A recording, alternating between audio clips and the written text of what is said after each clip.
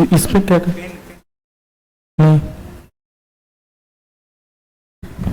अच्छा ये पेन है और इसका नोट पैड।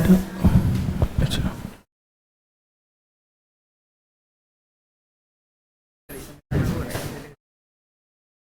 अच्छा हाँ ओके।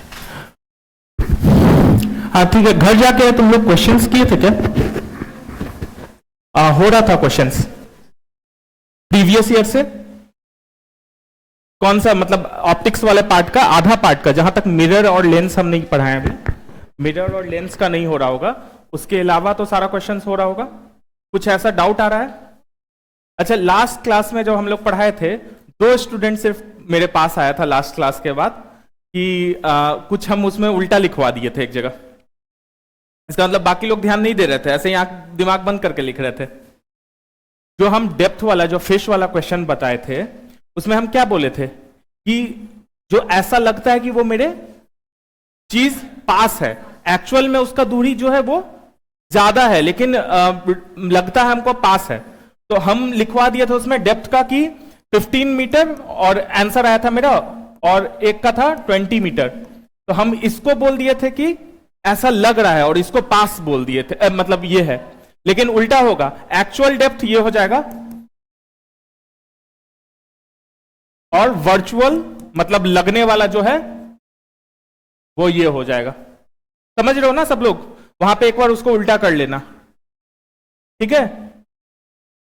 बात समझ में आया सबको कि तालाब में जो फिश है, मछली वाला जो क्वेश्चन था कि तालाब में मछली है, तो हम जो देखेंगे और जो एक्चुअली में है क्या डिफरेंस रहता है? जो एक्चुअली में वो ज्यादा दूर रहता है, लेकिन रिफ्रैक्शन के कारण हमको लगता है कि पास होगा। तो हम क्वेश्चन में जो लिखवा दिए थे कि एक्चुअल में लग रहा है उल्टा बोल दिए थे। तो एक्चुअल डेप्थ जो है वो 20 मीटर है, और हमको लग कितना रहा है ये निकालना है। तो फिर वो हम निकाले थे टी डैश अपॉन म्यू, जो कि रिफ्रैक्टिव इंडेक्स था यहां पे 4/3, और यहां था तुम्हारा 20, ये आ जाता है तुम्हारा 5 चौके 20, 5 3 15, तो 15 मीटर ऐसे करके था, ठीक है?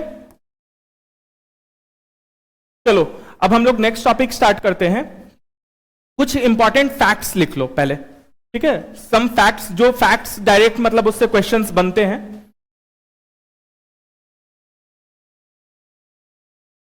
ठीक है, सनलाइट कंटेंस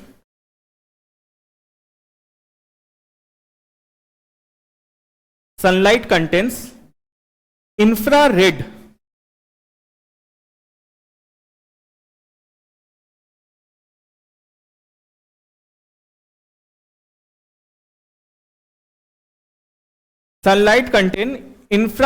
रे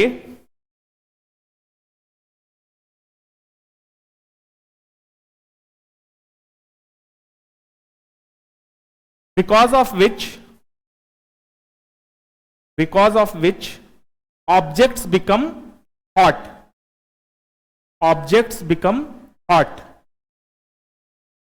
मतलब कि हॉट या ऑब्लिक करके वार्म लिख देना।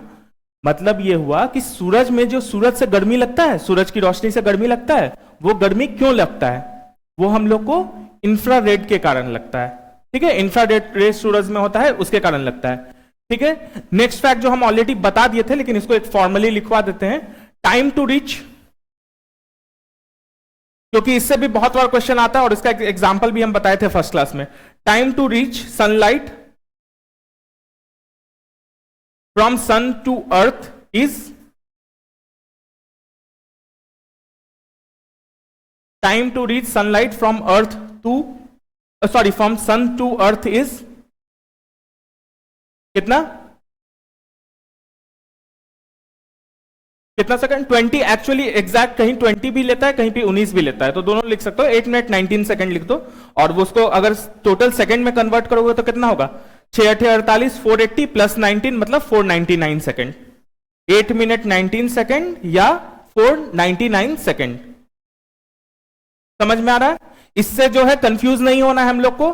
प्रीवियस ईयर जब देखे होगे, ये बात चेक किए होगे या नहीं पता नहीं, फर्स्ट क्लास में हम तुम लोग को बताए थे कि यूपीपीसीएस जो है इस क्वेश्चन को दिया था, वहां पे 4 ही ऑप्शन का था, तो 4 ऑप्शन में 8 मिनट वाला एक ऑप्शन था, एक 6 था, एक बाकी 2 कुछ गलत था, ठीक है?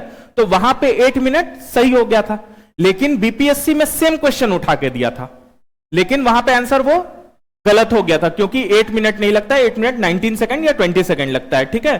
तो इस क्योंकि बीपीएससी में फिफ्थ ऑप्शन होता है हम लोग के पास, none of the above, more than above, तो वो इसलिए नन ऑफ द अबव हुआ था। ये चीज ध्यान रखना, मतलब कई बार प्रीवियस ईयर भी मतलब चकमा दे देता है लोग को कि हाँ पढ़े थे यूपी में तो यहां पे भी हो गया, ठीक है। सिमिलर वेज में नेक्स्ट लिखो, चंद्रमा से दूरी, मतलब जैसे सूरज से रोशनी आने में कितना समय लगता है, तो वैसे ही चंद्रमा से हम लोग देखेंगे तो time to reach light from moon, time to reach light from moon कितना लगता है?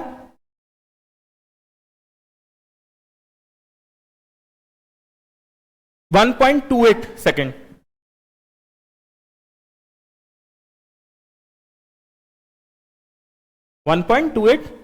सेकेंड। अच्छा, ये सबको पता है कि चंद्रमा की खुद की रोशनी होती है? नहीं, वो सूरज की रोशनी को रिफ्लेक्ट बैक करता है, ठीक है।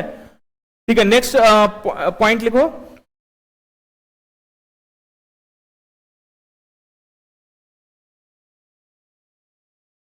सबसे पहले इस पॉइंट को आइंस्टाइन बताया था कि जो हमारा सनलाइट होता है ना, उसमें बंडल ऑफ फोटॉन्स होते हैं, बंडल्स ऑफ, जो तुम्हारा लाइट जो बना हुआ है, जो सनलाइट बना हुआ है, वो बंडल ऑफ फोटॉन्स से बने हुए हैं, ठीक है।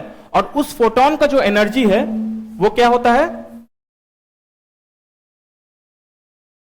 hc by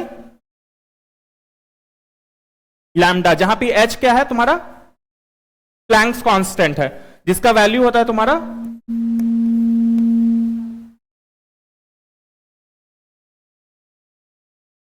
6.62 into 10 to power, पास जाने से वो होता है क्या, -34 जूल सेकेंड, ठीक है। इसको हम भी फर्स्ट क्लास में मतलब उस समय बताए थे, जब हम विबग्योर बता रहे थे उस समय बताए थे, लेकिन इसका वैल्यू को समझाए नहीं थे कि ये कहां से आया है ये पॉइंट। ऑल्दो तुमको क्वेश्चन में ये नहीं पूछेगा कि तुम्हारा विबग्योर में किसके पास सबसे ज्यादा एनर्जी और किसके पास सबसे कम एनर्जी है, तो वो कैसे निकालेंगे हम लोग, क्या बताए थे? लैम्डा यहां क्या है, नीचे है कि ऊपर है, मतलब कि एनर्जी और लैम्डा का क्या रिलेशन है? इनवर्स रिलेशन है। और हमको क्या पता है कि विबग्योर में जो मेरा वेवलेंथ है सबसे कम किसका है? वायलेट का सबसे कम है वेवलेंथ, तो एनर्जी सबसे कम ज्यादा किसका होगा? वायलेट का होगा। जो फर्स्ट क्लास में जो एक हम डायग्राम बनाए थे, हो सकता है बहुत सारा पॉइंट उसमें कंफ्यूजिंग हो रहा होगा, अब उस सब चीज आई होप क्लियर होगा कि ऐसे करके एक हम डायग्राम बनवाए थे फर्स्ट क्लास में, जिसमें नीचे में हम दो चीज लिखे थे, वेवलेंथ लिखे थे और स्पीड लिखे थे, है ना। और इसी से मेरा सब कुछ निकल जाएगा। इस एरो का मतलब है, ये बस सिंपल याद कर लो, विबग्योर जैसे लिखे हैं उसी रास्ते में, उसी वे में मेरा वेवलेंथ और स्पीड बस चलता है, ठीक है। बाकी सारा मेरा उल्टा चलता है। और कैसे चलता है वो एक एक करके हम लोग देख चुके हैं, ऑलमोस्ट दो तीन चीज का देख चुके हैं। फ्रीक्वेंसी का हम लोग देख चुके हैं, फ्रीक्वेंसी भी इनवर्सली प्रोपोर्शनल टू लैम्डा हो रहता है, ठीक है। तो फ्रीक्वेंसी भी मेरा ऐसे उल्टा चलेगा, ठीक है। फ्रीक्वेंसी उल्टा चलेगा, उसके अलावा मेरा क्या चलेगा, अभी हम लोग जस्ट देखे, एनर्जी। आ जाया करो, पूछने का जरूरत नहीं है बीच में, ठीक है। आना है बिना पूछे आ जाया करो, क्योंकि फिर क्लास में ब्रेक हो जाता है ऐसे पढ़ाते पढ़ाते। तो एनर्जी उल्टा चलेगा, फ्रीक्वेंसी उल्टा चलेगा, ठीक है। और भी जितने भी चलेंगे हम लोग सबको एक एक करके अभी डिस्कस करते जाएंगे। तो इसमें लिखो पहले Planck's constant, sorry photon theory, heading डालना photon theory. According to photon theory, according to photon theory, light energy is in the form of small packets. Light energy is in the form of small packets known as photon.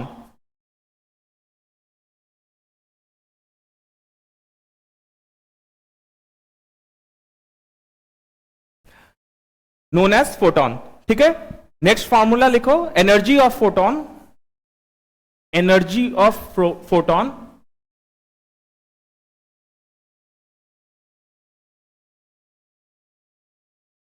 E equal to H into frequency. Frequency को बहुत जगह ऐसे करके लिखता है, बहुत लोग इसको फिर स्पीड से कंफ्यूज हो जाता है, लेकिन F चाहो तो F लिख सकते हो या चाहो तो ये लिख सकते हो, जो भी लिखना है दोनों में से कुछ भी लिख सकते हो। E is equal to H into frequency, where V is, अगर ऐसा लिख रहे हो तो लिख देना यहां पे वेयर ये इज फ्रीक्वेंसी।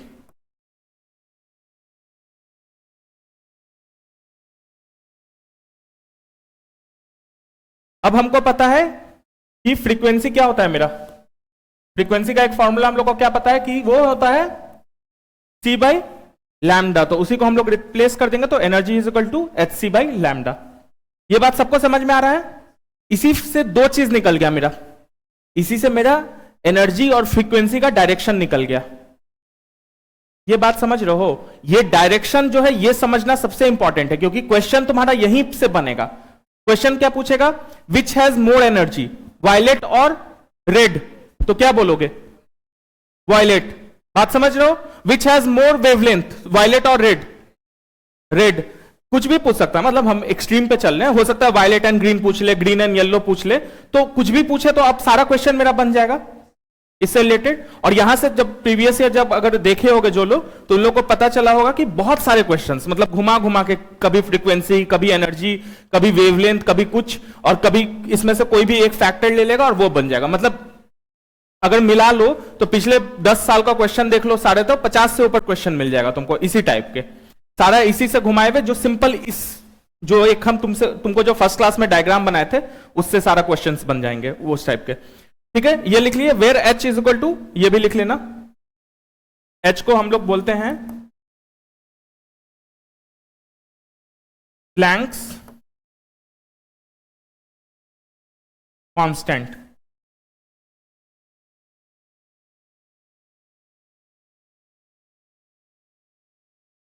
ठीक है, फ्रीक्वेंसी को ऐसे हिंदी में, जो लोग हिंदी मीडियम में हैं उन लोग को आवृत्ति बोलते हैं फ्रीक्वेंसी को, और वेवलेंथ जो हम लिखवाए थे उसको हम लोग बोलते हैं तरंग दैर्घ्य।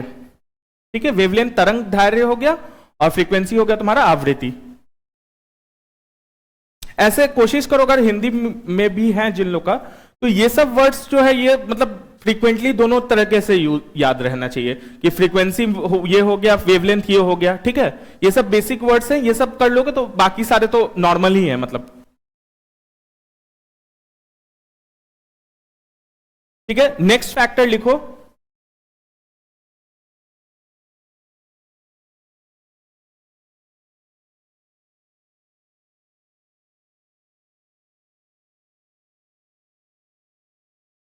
Escape velocity. ठीक है, वो वाला जो पॉइंट है ना, जो विबग्योर वाला मेरा डायग्राम है, उस पर हम बार बार आएंगे, जो भी टॉपिक पढ़ाएंगे उस पर वापस से आएंगे कि वो कैसे आया था। जैसे हम स्कैटरिंग फिर से एक बार जब बताएंगे तो उसमें हम बताएंगे कि हाँ स्कैटरिंग का डायरेक्शन ऐसा क्यों होगा। सबका डायरेक्शन एक बार लिखवा दिए थे ना, 6-7 चीज का हम लिखवाए थे। ठीक है, तो एस्केप वेलोसिटी क्या होता है कि अगर मान लो बॉल है, मेरे हाथ में बचपन में क्रिकेट का बॉल था, ऊपर फेंकते थे हम लोग का, ये कंपटीशन करते थे, फेंकते थे तो वापस ही आ जाता था ना। किसी का ऐसा होता था कि बॉल चला गया नहीं आया, दूसरे के घर में चला गया, ये अलग बात है, लेकिन वापस तो आ जाता ना, धरती पे आ जाता था। लेकिन उस वेलोसिटी से अगर फेंको कि वो बॉल वापस नहीं आए, तो उसको हम लोग बोलते हैं एस्केप वेलोसिटी। मतलब एस्केप करना मतलब किसी चीज से छूट जाना, मतलब ग्रेविटी से वो निकल जाएगा, एस्केप कर जाएगा, तो उसको एस्केप वेलोसिटी बोल रहे हैं। तो अर्थ का एस्केप वेलोसिटी लिखो, एस्केप वेलोसिटी का डेफिनेशन लिखवा दे या वर्ड से क्लियर है? वर्ड से ही क्लियर है कि नाम एस्केप है। ठीक है, तो the escape velocity for earth is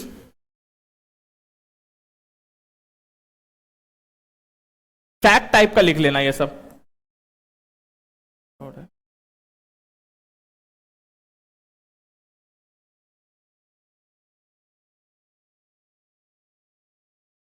11.2 kilometre पर सेकेंड।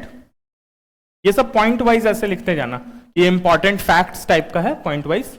ये सबसे डायरेक्ट क्वेश्चंस आते हैं इस पॉइंट से। नेक्स्ट लिखो, escape velocity of moon is, escape velocity of moon is 2.4 kilometre पर सेकेंड। 2.4 किलोमीटर पर सेकेंड। ठीक है, नेक्स्ट मेरा फैक्ट जो है वो डेंसिटी से रिलेटेड है। डेंसिटी का फॉर्मूला क्या होता है?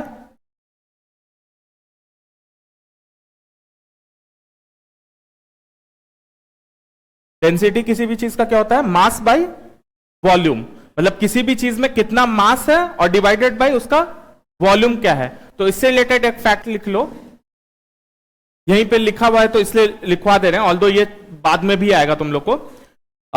डेंसिटी ऑफ आइस इज,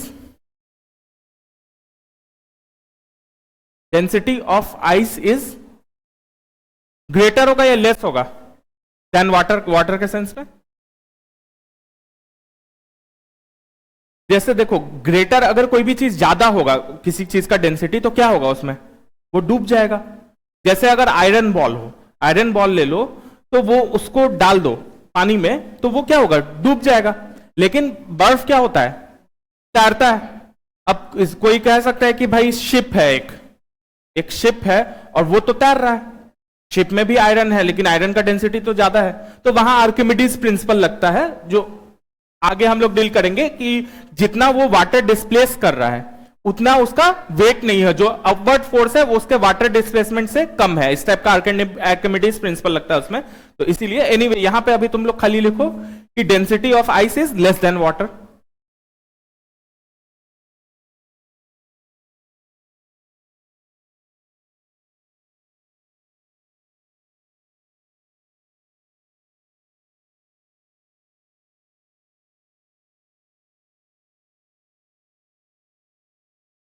ठीक है, यहां पे एक पॉइंट लिख लो, डेंसिटी ऑफ नीडल, एक छोटा सा सुई जो है वो पानी में क्या होता है? डूब जाता है, तो इज मोर देन वाटर।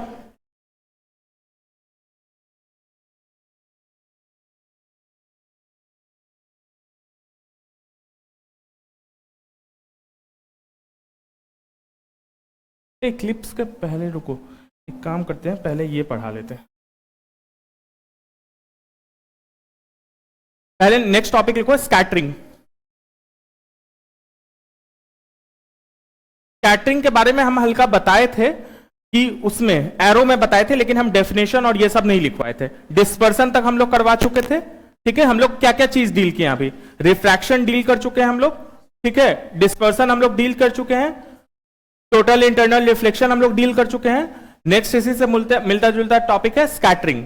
तो स्कैटरिंग क्या होता है कि जब भी इसके नेक्स्ट बाद हम लोग रिफ्लेक्शन डील करेंगे। ठीक है, तो रिफ्लेक्शन में क्या होता है कि लाइट जो आता है वो टकरा के वापस चला जाता है, तो उसको रिफ्लेक्शन बोलते हैं। स्कैटरिंग में क्या होता है कि पार्टिकल जो है उसको लाइट को एब्जॉर्ब करता है और फिर डिफरेंट डायरेक्शन में एमिट करता है, इसको हम लोग स्कैटरिंग बोलते हैं। ठीक है, लाइट जो है डिफरेंट डायरेक्शन में एमिट हो जाता है, इसको हम लोग स्कैटरिंग बोलते हैं। तो स्कैटरिंग का डेफिनेशन लिखो, इट इज द फेनोमेनन, बात समझ रहे हो? लाइट अगर टकरा के वापस आ गया तो वो रिफ्लेक्शन है, लेकिन अगर पार्टिकल जो है छोटे छोटे कण जो होते हैं वो एब्जॉर्ब करके और सारे डायरेक्शन में लाइट को करे तो उसको हम लोग स्कैटरिंग बोलते हैं। ठीक है, तो स्कैटरिंग में लिखो, it is the phenomenon by which a beam of light, it is a phenomenon by which a beam of light is reflected in many directions, is reflected नहीं, sorry, redirected, reflected नहीं, is redirected। हाँ, आ जाओ, पूछने का जरूरत नहीं, आया करो बिना पूछे। ठीक है, is redirected in many directions when it interact with a particle of matter, when it interact with a particle of matter।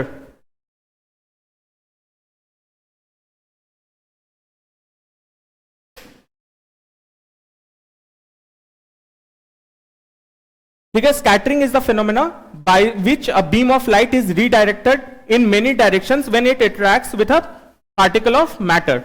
मतलब क्या हुआ कि जब भी लाइट किसी मैटर से, किसी भी पार्टिकल से इंटरैक्ट करता है, मतलब उससे मिलता है, मतलब लाइट अगर किसी पार्टिकल बहुत छोटे से कणु पे पड़ता है तो लाइट का जो है वो डिफरेंट डायरेक्शंस में छितरा जाता है। स्कैटरिंग क्या हुआ? छितरा जाना, एक तरह से हुआ स्कैटर कर जाना, पूरा छितरा गया है मेरा। दाल का जो गिरता है ना, कभी घर का जो छोटा छोटा दाल होता है वो गिरता है तो क्या होता है? छितरा जाता है, चारों बगल छितरा जाता है। तो वैसे ही लाइट जो है छितरा जा रहा है, यही सेंस है। ठीक है, नेक्स्ट पॉइंट लिखो। इट अकर्स व्हेन, अब याद रहेगा दाल स्कैटरिंग जब भी आएगा ना दिमाग में, दाल ही आएगा, घर पे कैसे छितरा जाता था, और उससे बहुत सारा क्वेश्चन बनेगा। यही छितराने वाला जब सोचोगे ना तो उससे बहुत सारा क्वेश्चन अभी हम लोग बनाते हैं। ठीक है, scattering occurs when a particle of light, when a particle of light is fully absorbed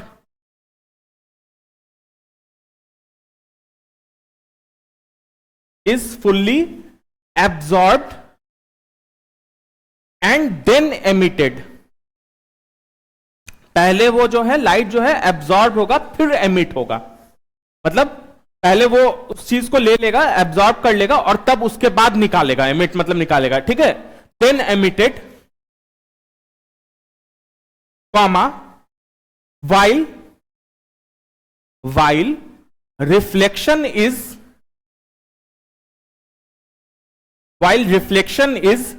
when a particle is simply reflected off the surface, while reflection is when a particle is simply reflected off the surface without interacting।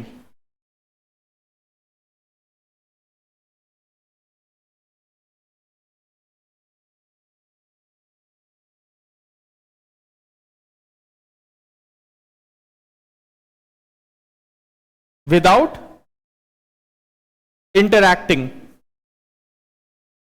ठीक है।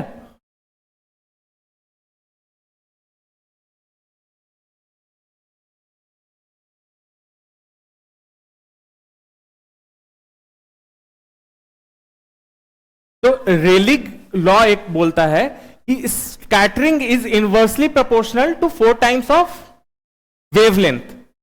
ठीक है, मतलब उल्टा चलेगा, wavelength के उल्टा चलेगा। ये बात समझ गए?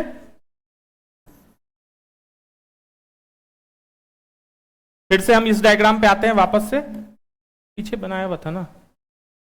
हाँ,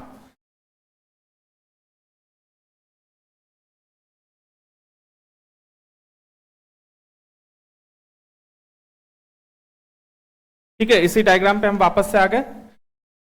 इसमें हम लोग बोल रहे थे कि वेवलेंथ ऐसे चल रहा है तो स्कैटरिंग मेरा कैसे चलेगा? उल्टा चलेगा। तो सबसे ज्यादा कौन सा स्कैटर करेगा? इसमें सबसे ज्यादा कौन सा, वायलेट करेगा या रेड करेगा स्कैटर? वायलेट सबसे ज्यादा स्कैटर करेगा और सबसे कम रेड करेगा। आसमान में देखो कैसा दिखता है आसमान? नीला दिखता है ना। क्यों दिखता है? सनलाइट तो पूरा आया, सातों कलर आ रहा है, लेकिन नीला दिख रहा है। तो स्कैटर सबसे ज्यादा कौन कलर हो रहा है? इधर से हो रहा है, इधर वाला। तो वायलेट, इंडिगो, ब्लू, मतलब सब ब्लूइश ही है। सब ब्लूइश वाला जो है वो ज्यादा स्कैटर हो रहा है ना। तो मतलब ढेर सारे पार्टिकल्स हैं, डस्ट पार्टिकल्स हैं, छोटे छोटे कण हैं जो एटमॉस्फेयर में, वो क्या कर रहे हैं? सनलाइट को स्कैटर कर रहे हैं। अब स्कैटर में रेड भी स्कैटर हो रहा है, ऑरेंज भी हो रहा है, येलो भी हो रहा है, ग्रीन भी हो रहा है, ब्लू हो रहा है, वायलेट हो रहा है, इंडिगो हो रहा है। लेकिन सबसे ज्यादा क्या हो रहा है? वायलेट हो रहा है, तब इंडिगो, तब ब्लू, मतलब ब्लू वाला 3 चीज सबसे ज्यादा हो रहा है। इसीलिए मेरा स्काई लाइट जो है वो स्काई जो है वो तुम्हारा ब्लू दिखता है। सिमिलर वे में जाओ तुम ओशन में, ओशन ब्लू क्यों दिखता है? क्यों दिखता है ओशन ब्लू? वैसे ही लाइट को जो है, वाटर पार्टिकल्स जो है सबसे ज्यादा स्कैटर किसको करेगा? ब्लू लाइट को करेगा। ये समझ में आ रहा है ना? ये ऐसे क्यों बना है, ये हमको रटने का जरूरत नहीं है ना। ये क्योंकि लैम्डा से, अभी हम लोग देखे हैं, लैम्डा से क्या है? उल्टा रिलेशन है। लैम्डा मतलब वेवलेंथ, वेवलेंथ से क्या है मेरा? उल्टा रिलेशन है। तो उल्टा रिलेशन मतलब जिसका वेवलेंथ ज्यादा होगा उसका स्कैटरिंग कम होगा और जिसका वेवलेंथ कम होगा उसका स्कैटरिंग ज्यादा होगा। तो अब इधर वापस आते हैं हम लोग, तो स्कैटरिंग सबसे ज्यादा इसीलिए हम लोग का वायलेट का हो रहा था, ये तो हम लोग समझ गए। तो सिमिलर वे में सी में भी जो है ब्लू इसीलिए दिखता है ओशन, क्योंकि वो स्कैटरिंग सबसे ज्यादा किसका कर रहा है, वायलेट ब्लू का कर रहा है। लेकिन यहां पे एक ये है, अगर सिर्फ ऑप्शन में ये वाला ऑप्शन है और बाकी सब अनसेंट है कि मतलब रेड सबसे कम हो रहा है, रेड सबसे ज्यादा हो रहा है, ये हो रहा है, तो ठीक है। एक ऑप्शन और रीजन है कि ओशन ब्लू दिखता है, आसमान का रिफ्लेक्शन भी ओशन में दिखता है ना, ओशन क्योंकि बहुत बड़ा है तो आसमान का रिफ्लेक्शन भी दिखता है। तो ओशन ब्लू इसीलिए भी दिखता है क्योंकि आसमान ब्लू है और उसका रिफ्लेक्शन के कारण हमको ब्लू लगता है। एक तो खुद उसका स्कैटर कर रहा है ब्लू लाइट को सबसे ज्यादा, इसीलिए भी ब्लू दिख रहा है, और दूसरा रीजन जो है वो आसमान के रिफ्लेक्शन के कारण है। तो यहां पे एग्जांपल लिख लो, हर चीज का हम लोग लिखे थे ना कि रिफ्रैक्शन का ये हो सकता है। ये जो एप्लीकेशंस है, ये जो एग्जांपल्स है, ये बहुत इंपॉर्टेंट है हमारे लिए एग्जाम पॉइंट ऑफ व्यू से। ये बात समझ रहे हो, जो भी हम एग्जांपल लिखवाए थे, जैसे हम रिफ्रैक्शन का 4 बात बताए थे, 3-4 चीज, रॉड टेढ़ा दिखता है, मछली या कॉइन नजदीक दिखता है, और क्या दिखाए थे कि सनलाइट के बाद 2 मिनट बाद भी दिखता है, और सनलाइट के तो सॉरी सनसेट, सनलाइट के बोल रहे हैं, सनसेट के 2 मिनट बाद भी दिखता है, और सनराइज के 2 मिनट पहले भी रोशनी दिखता है। अब एक चीज और, ये तो रीजन था तुम्हारा रिफ्रैक्शन का, लेकिन एक चीज और, तुम लोग सनसेट और सनराइज के समय देखे हो सूरज कैसा दिखता है, बहुत लाल दिखता है। क्यों बहुत लाल दिखता है? क्योंकि वो जस्ट उसका वेव आ रहा है, ठीक है, सूरज जस्ट उगा है तो बहुत हेवी लाइट वो नहीं दे पा रहा है, बहुत दूर से वो लाइट दे रहा है, तो बहुत दूरी ट्रेवल करके लाइट मेरे तक आ रहा है। नहीं समझ में आ रहा है? जो सुबह सुबह जो उठोगी तो लाल एकदम सूरज, या अभी निकलोगी तो अब तो अस्त हो चुका होगा, तो डूबते वक्त भी बहुत लाल दिखता है। उस समय क्या होता है, जब डूबते वक्त सूरज जो है हमसे बहुत ज्यादा दूरी पे रहता है, तो उस समय बहुत जो जितने लाइट है विबग्योर वाले, जो 7 लाइट आ रहे हैं विबग्योर, तो 7 लाइट हम तक पहुंच रहे हैं, सब लाइट स्कैटर हो रहा है, तो बाकी लाइट सब जो है ये सबसे ज्यादा स्कैटर हो रहा है, तो इसका कोई चांस नहीं है दिखने का, ये सबसे ज्यादा हो रहा है। सबसे कम स्कैटर कौन हो रहा है? रेड हो रहा है, तो इसलिए सूरज ज्यादा लाल दिखता है। तो हम लोग को कंफ्यूज नहीं होना है, 2 मिनट बाद और 2 मिनट पहले तक जो सूरज दिखता है उसका रीजन क्या था? रिफ्रैक्शन था, कि मतलब सूरज डूबने के 2 मिनट बाद तक और सूरज उगने के 2 मिनट पहले तक हमको जो रोशनी मिल रहा था वो क्या था, कि उसका हम एग्जांपल दिखाए थे ना, कि मान लो ये मेरे अर्थ का विजिबल सरफेस है, यहां पे सूरज है नीचे, लेकिन लाइट ऐसे ऐसे रिफ्रैक्ट होके हम तक पहुंच रहा है। तो अगर ये हुआ तो आंसर क्या होगा? रिफ्रैक्शन, कि 2 मिनट बाद तक क्यों दिखता है, सूरज डूबने के 2 मिनट बाद भी क्यों रोशनी रहता है, तो इसका आंसर क्या हो जाएगा? रिफ्रैक्शन। लेकिन अगर पूछा कि सूरज जो है उगते समय जो है बहुत लाल क्यों दिखता है, या डूबते समय बहुत लाल क्यों दिखता है, तो इसका आंसर क्या हो जाएगा?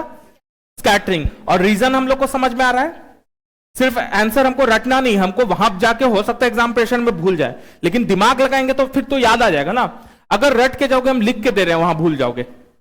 अगर इस बात को रटने का कोशिश किए कि हाँ स्कैटरिंग इसका है, अगर रेड दिख गया हमको स्कैटरिंग करना है, अगर वो दिख गया, वहां जाके कंफ्यूजन होगा ही होगा। एग्जाम प्रेशर में वो होता है, तुमको कुछ नहीं उस समय सोचना है कि क्यों होता है, उसके क्यों पे जाओगे तो कभी क्वेश्चन तुम्हारा गलत नहीं होगा। तो क्यों सबको समझ में आ रहा है? किसी को डाउट आ रहा है क्यों लाल दिख रहा है हमको? कोई बताओ। स्कैटरिंग हो रहा है, तो बाकी तो वायलेट भी तो स्कैटर हो रहा है, ये भी स्कैटर हो रहा है, रेड नहीं स्कैटर हो रहा है, तो वायलेट ज्यादा स्कैटर हो रहा है और रेड कम स्कैटर हो रहा है। ठीक है, तो स्कैटरिंग का एग्जांपल लिख लो। क्या क्या एग्जांपल बताए थे हम? सबसे पहला बताए थे कि स्काई जो है ब्लू दिखता है, वहां पे उल्टा बात है, स्काई ब्लू इसलिए दिख रहा है कि वायलेट सबसे ज्यादा स्कैटर हो जा रहा है, तो छितरा गया है पूरा वायलेट। वो जो छितराने वाला स्कैटरिंग का एग्जांपल दिया था ना, अब छितराने के सेंस में बोलते हैं तो कि और अच्छे से याद रहे तुम लोग को। तो जब जो मतलब आसमान में जो है सबसे ज्यादा वायलेट पूरा छितरा गया, एकदम वायलेट इंडिगो ब्लू पूरा छितरा गया, तो खाली वही दिख रहा है। और सूरज उगने के समय जो है बाकी सब छितरा के चला गया और खाली लाल ही हम तक पहुंच पा रहा है, तो इसीलिए लाल दिख रहा है। समझ रहे हैं? तो इस पहला एग्जांपल स्कैटरिंग में लिखो, colour of sky appears blue, colour of sky appears blue because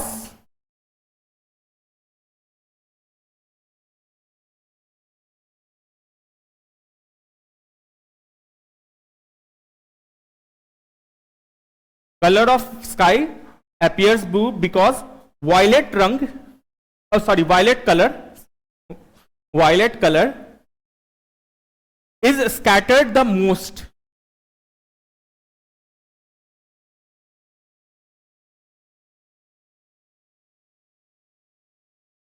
ठीक है, नेक्स्ट एग्जांपल लिखो, the colour of ocean appears blue. अच्छा, ये हम अपीयर्स बोल रहे हैं, एक सेकेंड लिख लेना। अपीयर्स मतलब समझ रहे हैं कि वो है एक्चुअली या सिर्फ लग रहा है? सिर्फ लग रहा है, वो एक्चुअली उसका कलर ब्लू नहीं है। अगर अंतरिक्ष से आसमान को देखोगे तो वो काला दिखेगा, एक्चुअली आसमान का कलर ब्लू नहीं है, या एक्चुअली ओशन का कलर ब्लू नहीं है। पानी का कलर होता है, कलरलेस होता है, बचपन से हम पढ़े हैं, लेकिन ब्लू लग रहा है, इसलिए अपीयर्स मतलब लगता है। ठीक है, तो colour of ocean appears blue because of scattering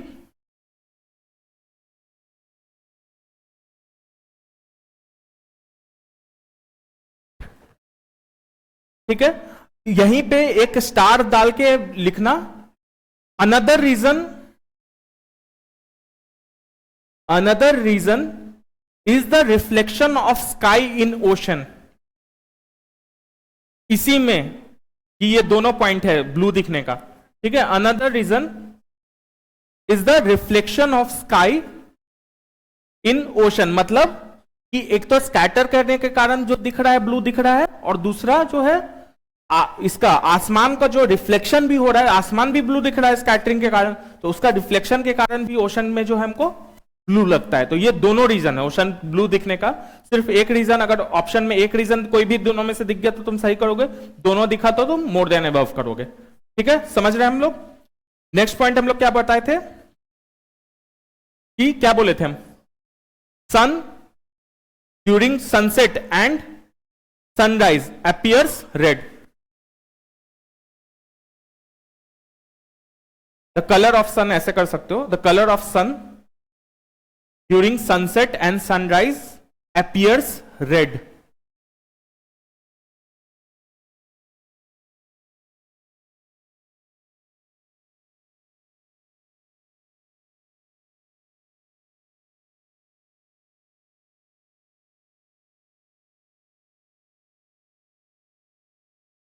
ये वाला डायग्राम बना देना विबग्योर वाला, और उसमें स्कैटरिंग सिर्फ यूज लेना, क्योंकि स्कैटरिंग हम लोग समझाएं तो एक एरो ऐसे करके स्कैटरिंग। ये एरो का डायरेक्शन सबको समझ में आ रहा है ना, कंफ्यूजन नहीं हो रहा है। हम शुरू जहां से कर रहे हैं वहां सबसे कम होगा, और जिधर जा रहा है वैसे बढ़ते जाएगा।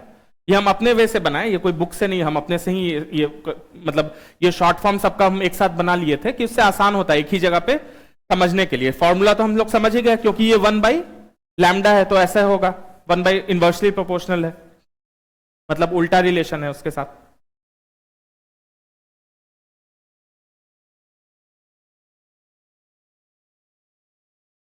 ठीक है ना, ऐसे विबग्योर बना के ऐसे लैम्डा कर देना और ऐसे स्कैटरिंग कर देना। तो अब हम लोग को सारा चीज डील कर चुके हैं। इस ये डायग्राम जो हम लोग फर्स्ट क्लास में बनाए थे, इसका एक एक चीज हम लोग डील कर लिए। उस समय देख के लग रहा था कि ये क्या चल रहा है, तो अब हमको लगता है होप सो कि सबको सारा पॉइंट क्लियर है। इसमें 2 पॉइंट और था, डिस्पर्सन भी यहां पे लिखवाए थे, और एक और चीज कुछ लिखवाए थे, देखो तो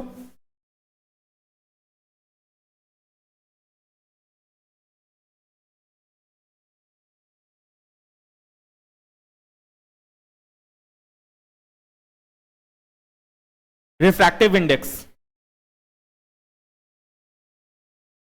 डिस्पर्सन या डेविएशन बोल लो इसको, डेविएशन।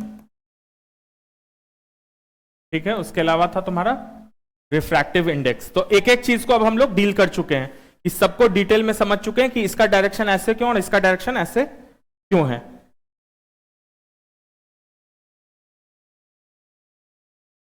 तो भी फुल लिख देते हैं।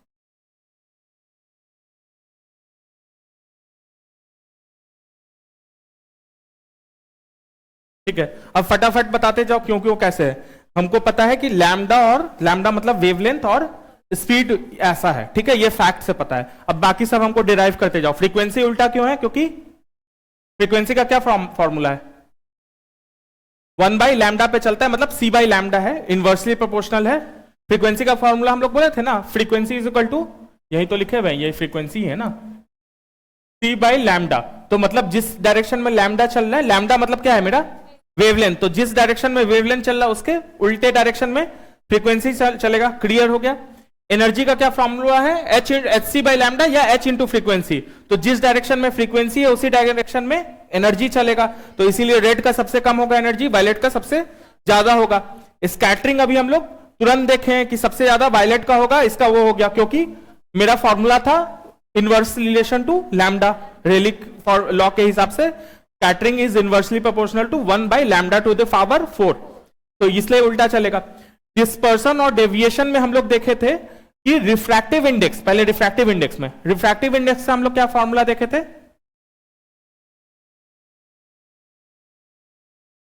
T by you, speed of light divided by speed in medium. तो स्पीड ऐसे जा रहा है अगर, तो स्पीड का उल्टा चलेगा। भूल गया ये musical to C by U लोग नहीं बोल रहा था, एक सिर्फ बोला उधर से। समझ में आ रहा है कि फास्ट हो रहा है। रिफ्रैक्टिव इंडेक्स का हम लोग जो फॉर्मूला देखे थे फर्स्ट क्लास में, वो क्या था, सी बाई यू, मतलब speed of light in vacuum divided by speed of light in medium. और जैसे जैसे 1 से बढ़ते जाएगा वैसे वैसे रिफ्रैक्टिव इंडेक्स मेरा बढ़ते जाएगा। सबसे कम है तुम्हारा वैक्यूम का जो कि 1 होता है, और बाकी 1 से बढ़ते जाएगा क्योंकि स्पीड ऑफ लाइट घटते जाएगा। जितना डेंसिटी बढ़ेगा उतना स्पीड ऑफ लाइट घटेगा मेरा, ये बात था ना। जितना घनत्व बढ़ेगा उतना ज्यादा लाइट की जो गति है वो कम जाएगी, तो इसीलिए उल्टा रिलेशन में। अब हमको यहां से पता है कि स्पीड ऐसे जा रहा है, तो मेरा जो रिफ्रैक्टिव इंडेक्स है वो उल्टा जाएगा, इनवर्स रिलेशन है। सबको समझ में आ रहा है ये बात। अब इससे रिलेटेड आई होप जितना भी क्वेश्चन किए होंगे, इससे कोई भी क्वेश्चन यहां तक का दिक्कत नहीं है। अब हम लोग नेक्स्ट मिरर में जाएंगे, ठीक है, यहां तक का टॉपिक सारा खत्म है। नेक्स्ट हम लोग शुरू करेंगे मिरर्स। मिरर मतलब क्या हुआ, दर्पण। रिफ्लेक्शन मतलब दर्पण हुआ, रिफ्लेक्शन जो हुआ दर्पण हुआ। मिरर तो आईना हो गया ना, ठीक है। तो रिफ्लेक्शन क्या होता है, हम लोग रिफ्रैक्शन पढ़े थे, उसमें क्या होता था कि लाइट जो है एक मीडियम से दूसरे मीडियम में जा रहा था। बार बार हम मीडियम यूज कर रहे थे। मीडियम मतलब जहां लाइट चल रहा है, जिस जगह पे चल रहा है। अगर जैसे ये एयर है, ये हवा है, तो हवा मीडियम हो गया। पानी के अंदर लाइट जा रहा है तो पानी मीडियम हो गया। रिफ्लेक्शन में क्या होता है कि जिस मीडियम में हम देख रहे हैं उसी मीडियम में लाइट मेरा जो है वो वापस आ गया, ठीक है। जिस मीडियम से लाइट जा रहा है किसी सरफेस पे टकरा के लाइट मेरा वापस आ गया। स्कैटरिंग और वहां पे भी हम रिफ्लेक्शन बताए थे, अभी जस्ट डेफिनेशन जो लिखवा है। स्कैटरिंग में क्या बोल रहे थे कि वो एब्जॉर्ब किया, इंटरैक्ट किया लाइट और तब स्कैटर हो गया, तब छितरा गया। यहां पे एब्जॉर्ब या छितराता नहीं है, यहां पे उससे टकरा के बाउंस बैक, उससे टकराता और वापस आ जाता है। इसको हम लोग क्या बोल रहे हैं, रिफ्लेक्शन। तो अब रिफ्लेक्शन के लिए जनरली क्या होता है कि आईना चाहिए और पीछे सिल्वर सरफेस चाहिए। सिल्वर सरफेस से रिफ्लेक्शन जो है सबसे अच्छा होता है, ठीक है। तो अब आईना, जब हम मिरर का बात करेंगे तो 3 टाइप का मिरर होता है। अभी हम पहले समझा दे रहे हैं फिर लिखवाएंगे। सबसे पहला होता है, ये तुम्हारा हो गया प्लेन मिरर, क्या एम लिख दे रहे हैं। अब जो है अगर गोला मिरर हो, मान लो ऐसा गोल मिरर हो और इसको तोड़ दो और अगर अंदर सिल्वर पेंट करो तो ये बाहर से रिफ्लेक्ट करेगा, ठीक है। तो इसको हम लोग बोलेंगे, मतलब ये ऐसा दिखेगा। ये हो गया तुम्हारा कन्वेक्स, कनकेव नहीं, कन्वेक्स मिरर, ठीक है। और इसी का मान लो अगर अंदर से रहे और बाहर सिल्वर पेंट कर दें, बाहर से सिल्वर पेंट और इसको रिफ्लेक्टिंग सरफेस बनाए, इसको रिफ्लेक्टिंग सरफेस बनाए, तो ये हो जाएगा मेरा कनकेव मिरर, ठीक है। अब हम लोग एक एक मिरर को लेके चलेंगे। तो पहले हम लोग रिफ्लेक्शन का डेफिनेशन बना देते हैं, फिर प्लेन मिरर उठाते हैं और फिर प्लेन मिरर के बारे में बताते हैं। तो रिफ्लेक्शन में लिखो, हेडिंग डालो रिफ्लेक्शन।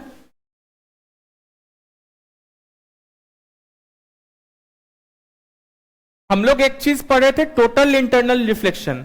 वो और रिफ्लेक्शन में डिफरेंस कैसा क्यों है, उसमें भी तो वापस चला जा रहा था और इसमें वापस नहीं जा रहा है, तो क्या डिफरेंस है दोनों में।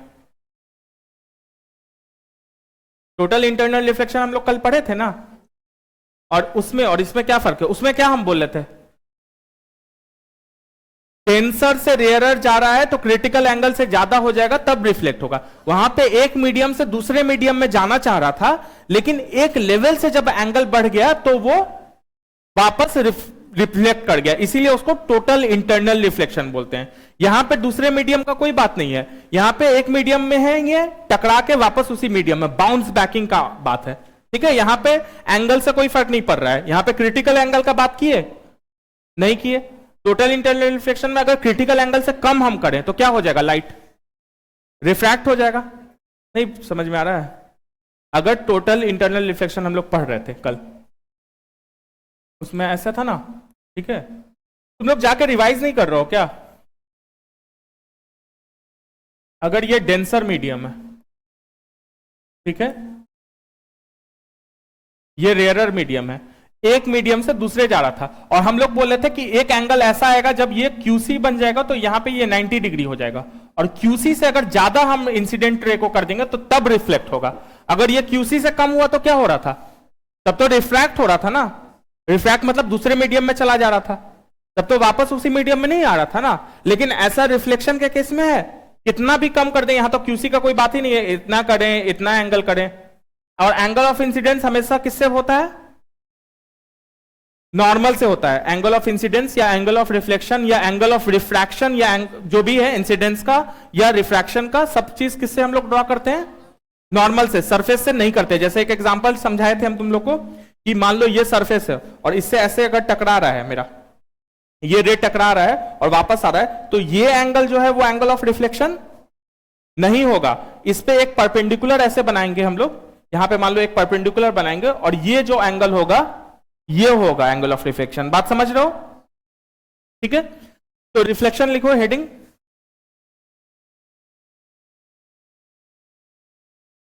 व्हेन ए लाइट, पहला पॉइंट लिखो, when light falls on the surface, when light falls on the surface it may be absorbed, transmitted or reflected. Absorbed, transmitted or reflected. Paragraph change करके रिफ्लेक्शन इज, या next point कर देना, reflection is when light bounces off an object. Reflection is when light bounces off an object.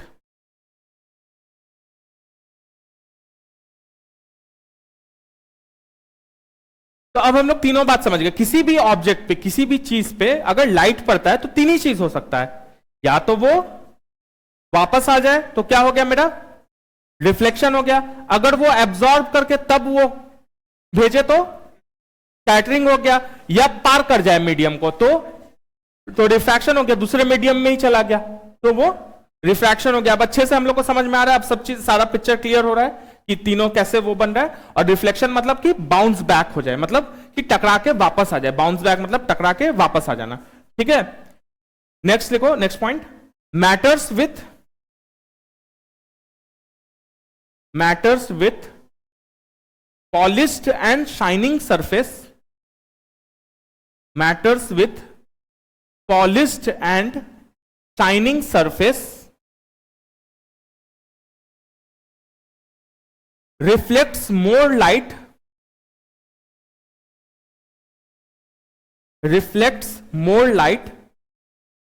than rough surface,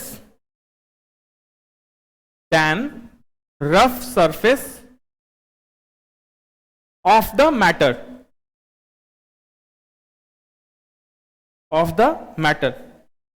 मतलब polished और shining जो होगा वो ज्यादा अच्छा से रिफ्लेक्ट होगा। इसीलिए घर पे जो है मम्मी जो होती हैं, या खुद से भी अगर तुम कामकाजू हो या अकेले रह रहे हो तो कभी शक्ल देखना आईने पे जाके ठीक से दिखता नहीं है, लेकिन घर पे बहुत अच्छा लगता है शक्ल अपना, ठीक है। सबको गलतफहमी होता है हम बहुत अच्छा दिख रहा है, वो इसीलिए होता है क्योंकि जो मम्मी है या घर पे कोई भी है वो मिरर को साफ कर देती हैं, पॉलिश कर देती है, तो वो पॉलिश होने से ज्यादा अच्छा से रिफ्लेक्शन दिखता है हमको, ठीक है। और रफ सरफेस रहेगा तो उस पर रिफ्लेक्शन जो है वो मेरा अच्छा नहीं दिखेगा। ठीक है, नेक्स्ट पॉइंट लिखो, silver is the best reflector of light. Better, best नहीं लिखो, silver is the better reflector of light.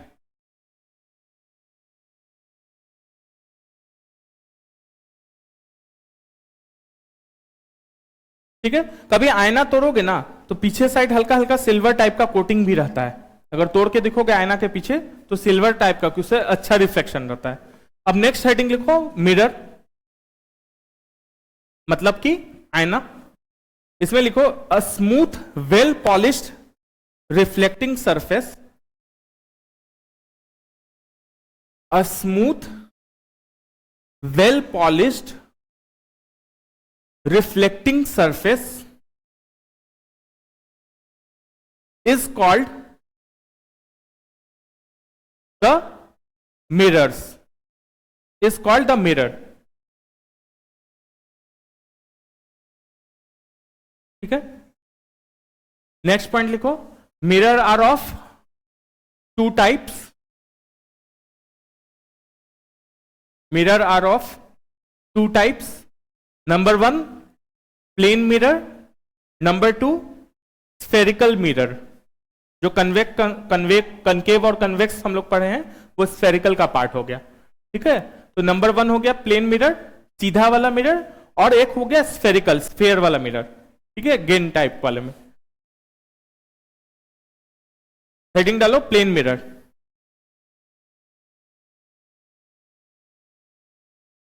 A plane mirror is a thin, a plane mirror is a thin, flat and smooth sheet of glass. A plane mirror is a thin, flat and smooth sheet of glass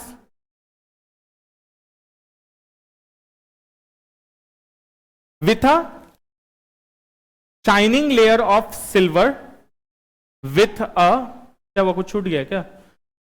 a plane mirror is a thin comma flat and smooth, मतलब पतला, flat चपटा, और smooth मतलब रुखड़ा नहीं, वो समतल, sheet of glass है, with a shining layer of silver on one side, मतलब कि एक साइड में सिल्वर का शाइनिंग लेयर रहेगा उसमें, जिससे रिफ्लेक्ट होता है मेरा दूसरे साइड। ठीक है,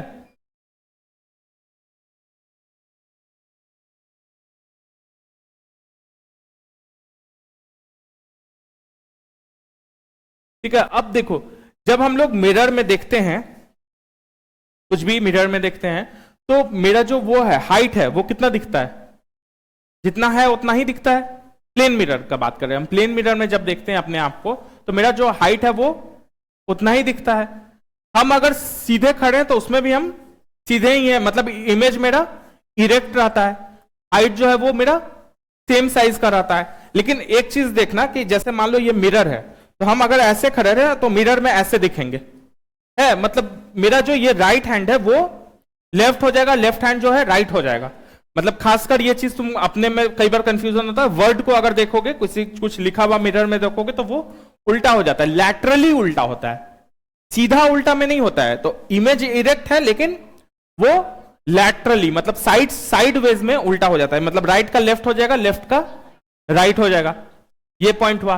नेक्स्ट हुआ कि मिरर जो में जो इमेज है उसको चाहे तो कोई स्क्रीन पे ला सकते हैं, जैसे हम लोग प्रोजेक्टर यूज करते हैं।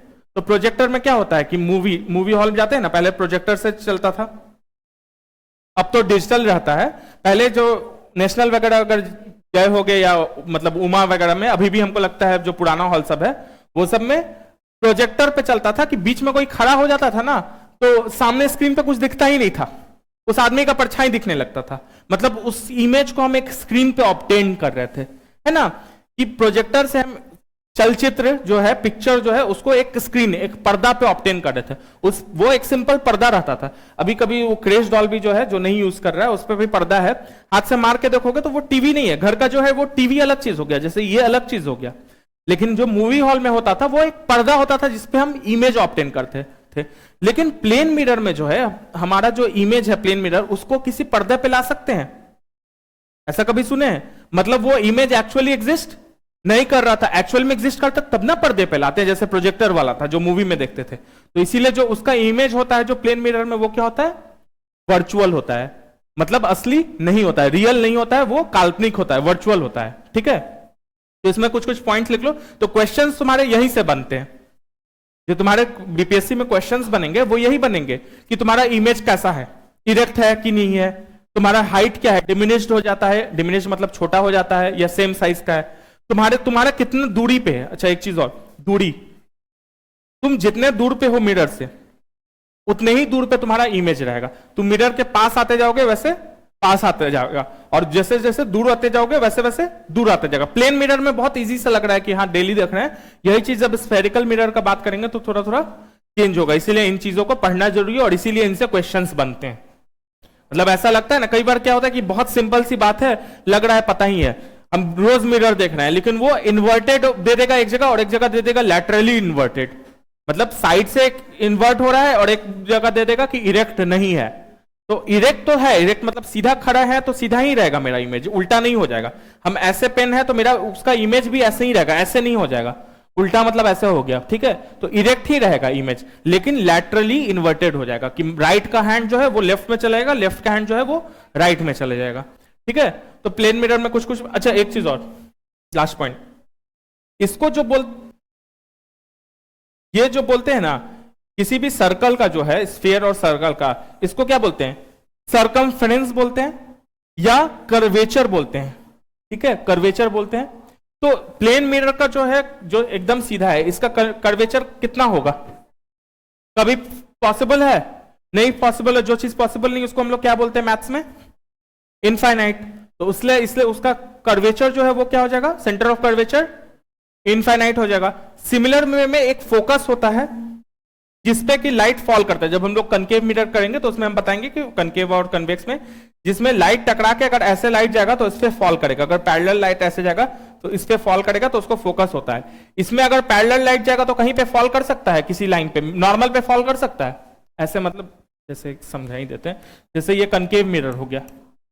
ठीक है, तो ये नॉर्मल हो गया, नॉर्मल मतलब परपेंडिकुलर। तो अगर नॉर्मल के परपेंडिकुलर हम लोग लाइन ले जाएंगे तो वो एक पॉइंट पे ही फॉल करता है, उस पॉइंट को हम लोग बोलते हैं फोकस। तो अगर इसमें प्लेन मिरर में अगर हम लोग पैरेलल लाइट डालेंगे तो वो कहां जाएगा? वापस इधर ही चला जाएगा। नहीं समझ रहे हो ये लगता है। ये मेरा प्लेन मिरर हो गया, ये मेरा नॉर्मल हो गया, पकड़ लो। अगर हम प्लेन मिरर पे, मिरर का जो रिफ्लेक्टिंग सरफेस है उसको प्लेन रखते हैं और दूसरे साइड पे ऐसे ऐसे कर देते हैं, मतलब सिल्वर है। ठीक है, तो लाइन अगर हम ऐसे नॉर्मल के पैरेलल लाइन इस पे डालें, अगर लाइट डाले तो ये लाइट कहां जाएगा? हम क्या बोले, जिस डायरेक्शन में गया था वो इसी डायरेक्शन में वापस जाएगा। तो ये नॉर्मल पे कभी वापस आ पाएगा? कभी भी किसी भी जगह पे बहुत दूर जाएंगे तो शायद कभी भी नहीं आ सकता। तो जो कभी भी नहीं आता उसको क्या बोलते हैं? इन्फिनिटी। तो फोकस भी जो है प्लेन मिरर का वो क्या हो जाएगा? इन्फिनिटी हो जाएगा। ठीक है, तब इसमें पॉइंट सब लिख लो। बात समझ गए ना? ऐसे हम बोलते तो सिंपली हम बोल देते कि हाँ सेंटर ऑफ कर्वेचर और फोकस इन्फिनिटी है, लेकिन क्यों है ये समझेंगे तो बाद में कन्वेक्स और कनकेव में भी समझने में आसान होगा हमको, और कभी भूलेंगे नहीं जीवन में। कई बार क्या होता है ना, इन्फिनिटी और जीरो में कंफ्यूज हो जाते हैं एग्जाम में, कि इन्फिनिटी था कि जीरो था, जीरो था कि इन्फिनिटी था। अगर रट के जाओगे तो बहुत सारे टर्म्स पढ़ोगे, आगे मैथ्स में भी पढ़े होगे, इसमें भी बहुत सारा पढ़ोगे, मतलब फिजिक्स में भी बहुत सारा पढ़ोगे कि कभी कोई चीज इन्फिनिटी हो जाता है, कभी कोई चीज जीरो हो जाता है। साइन कॉस का वैल्यू ही पकड़ लो, कब इन्फिनिटी कब जीरो, हमेशा कंफ्यूजन लगा रहता था। तो उसको चीजों को अगर समझ के हम लोग पढ़ेंगे कि वो कहां से आ रहा है तो कभी नहीं भूलेंगे। तो अब समझ गए कि कभी ये मुड़ ही नहीं सकता है, तो सेंटर ऑफ कर्वेचर इसका कभी हो ही नहीं सकता, तो मतलब वो इसीलिए इन्फिनिटी होगा। सिमिलर वे में फोकस क्या बोले थे? ऐसा पॉइंट जहां पे कि नॉर्मल के अगर पैरेलल हम लाइन डाले तो उस पॉइंट पे जो है मेरा रिफ्लेक्टेड रे उस पॉइंट पे गिरता है। तो इसमें उस पॉइंट पे कभी नॉर्मल पे ये लाइट वापस आ सकता है?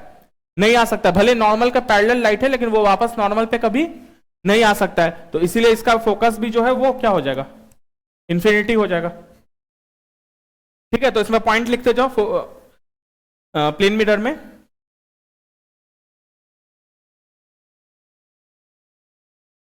The mirror use to see, the mirror use to see face is, plane mirror, face चेहरा देखने के लिए जो घर पे यूज करते हैं, is plane mirror. Next point, our face image, our face image formed on the mirror, formed on the mirror cannot be obtained, cannot be obtained on a screen,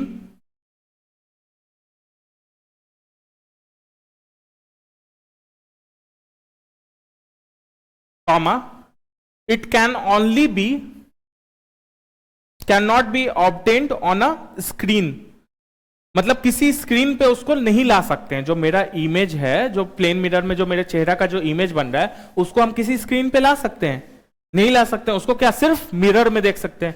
तो यही लिख रहे हैं, यही लिखवा रहे हैं हम लोग। It can only be, comma देके, it can only be observed in the mirror, it can only be observed in the mirror, full stop.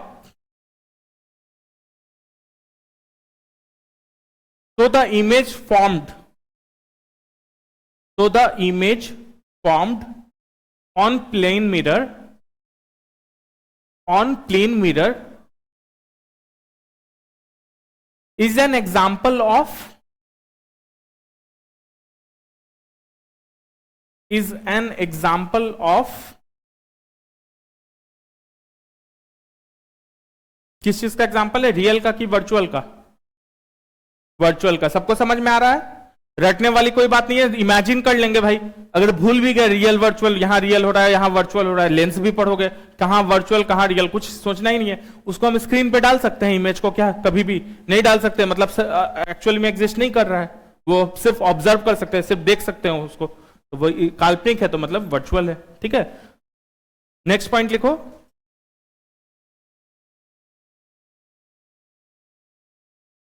It is also called imaginary और अनरियल इमेज। कई जगह वर्चुअल के जगह ये word भी use कर सकता है, जैसे ऑप्शन दे देगा कि रियल है या अनरियल है, तो तुमको अनरियल पे टिक करना है, या रियल है या इमेजिनरी है तो इमेजिनरी पे टिक करना है। तो ये सब उसके बस सिनोनिम है, मतलब उससे सेम उसके मिलते जुलते वर्ड है। तो ये नहीं कि अनरियल ऑप्शन में दिखे हम तो वर्चुअल पढ़ के आए थे तो गलत करके आ गए। बात समझ रहे हैं ना? ऐसी गलती नहीं करना है। वो बीपीएससी हो सकता है कोई चौथा वर्ड लिया है उसी से मिलता जुलता, लेकिन बात कॉन्सेप्ट समझना है, कॉन्सेप्ट से निकल जाएगा जो भी वर्ड लेके आए। ठीक है, नेक्स्ट पॉइंट लिखो। The image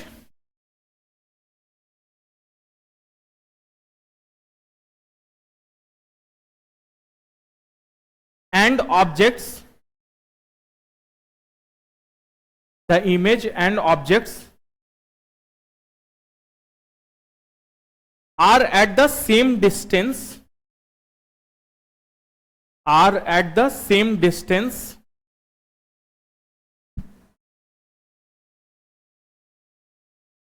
from the mirror, from the mirror at opposite sides, at opposite sides। मतलब क्या हुआ कि जितने दूरी पे ऑब्जेक्ट है उतनी ही दूरी पे मेरा इमेज रहेगा। सेम दूरी पे हम जितने मिरर के पास जाएंगे उतना ही मेरा इमेज पास आएगा। ठीक है, साइज के बारे में क्या लिख रहे हैं कि साइज जो है मिरर पे वो क्या होगा? सेम होगा। तो लिखो द साइज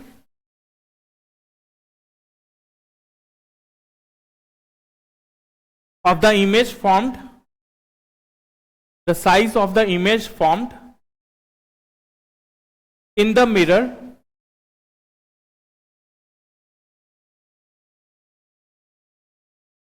is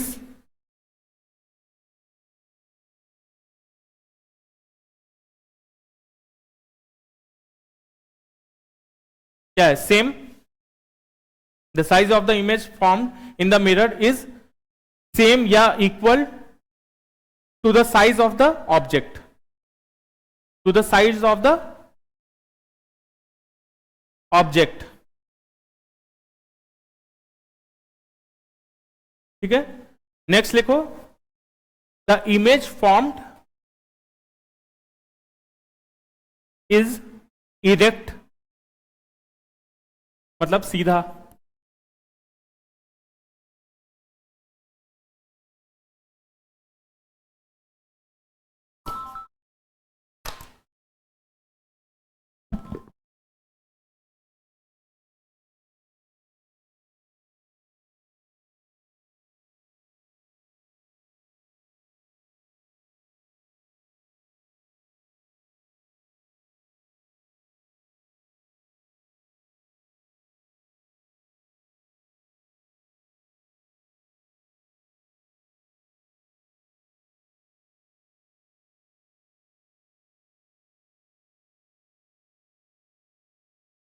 ठीक है, हम लोग लिख लिए the image formed is erect. Next point लिखो, the image is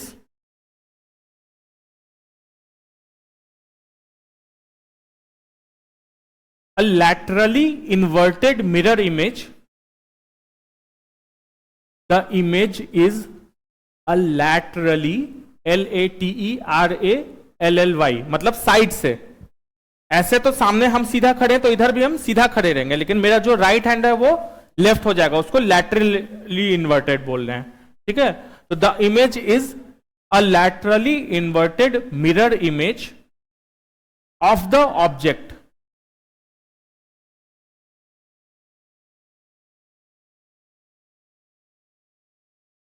full stop. इसी के आगे लिख लो ये point, if a person is reflected, full stop के बाद, if a person is reflected in a plane mirror,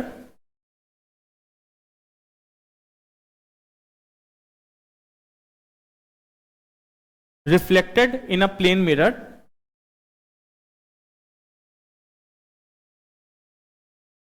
comma, the image of his right hand, the image of his right hand appears to be, क्या होगा, appear to be left hand, the image of his right hand appears to be the left hand of the image।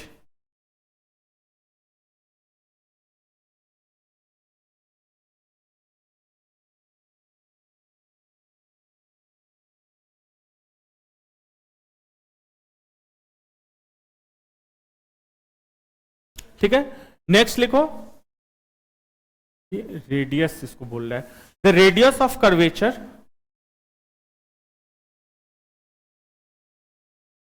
The radius of curvature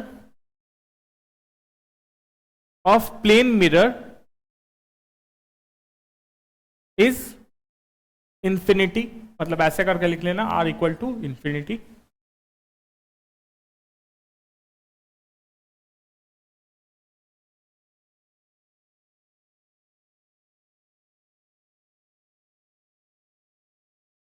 The focus of plane mirror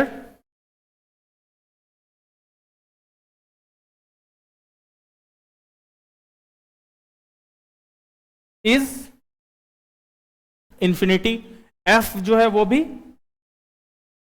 infinity होगा।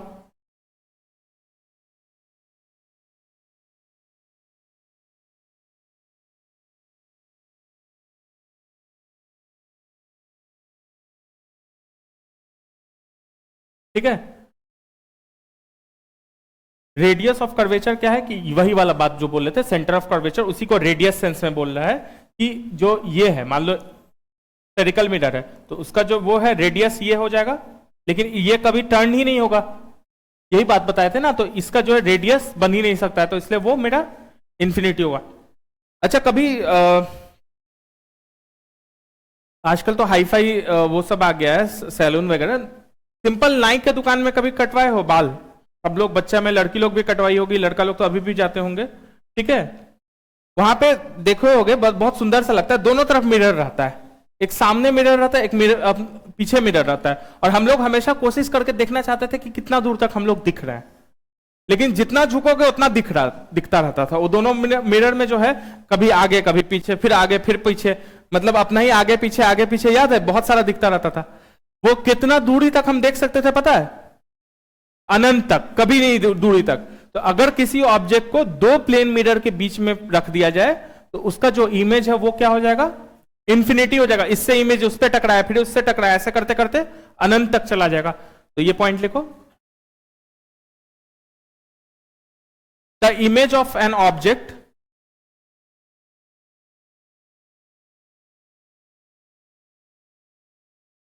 between two plane mirror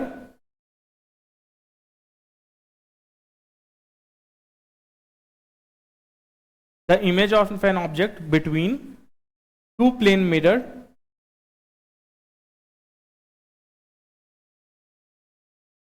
is infinity।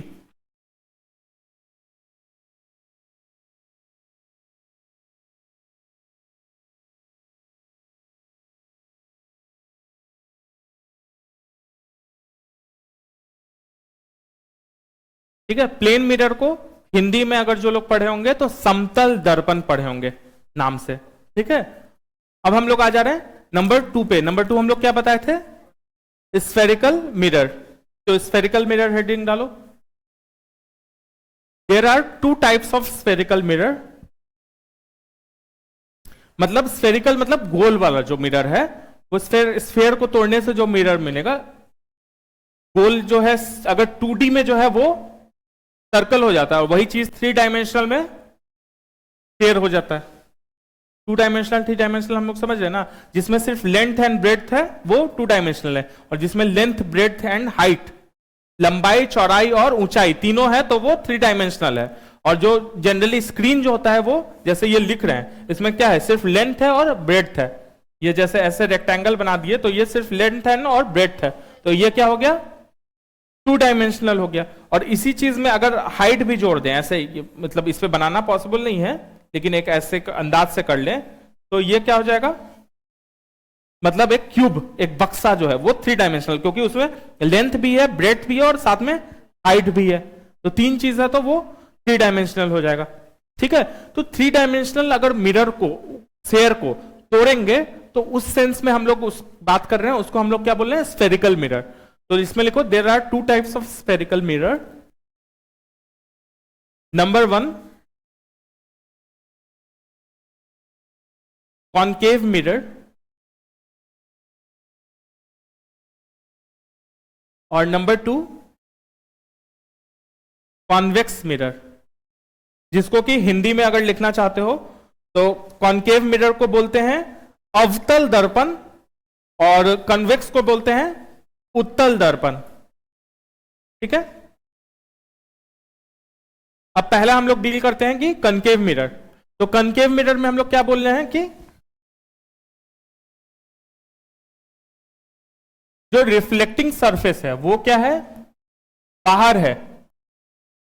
ठीक है, और जहां पे reflect हो रहा है वो अंदर है। ठीक है, इसमें लिखो concave mirrors have inward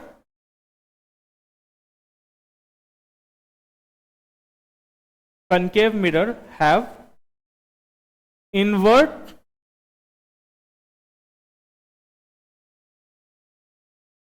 curved reflecting surface।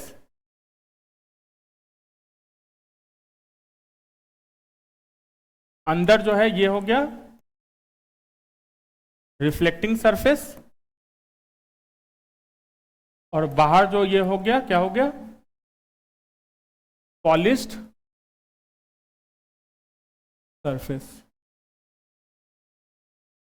ऐसे करके डायग्राम बना लेना।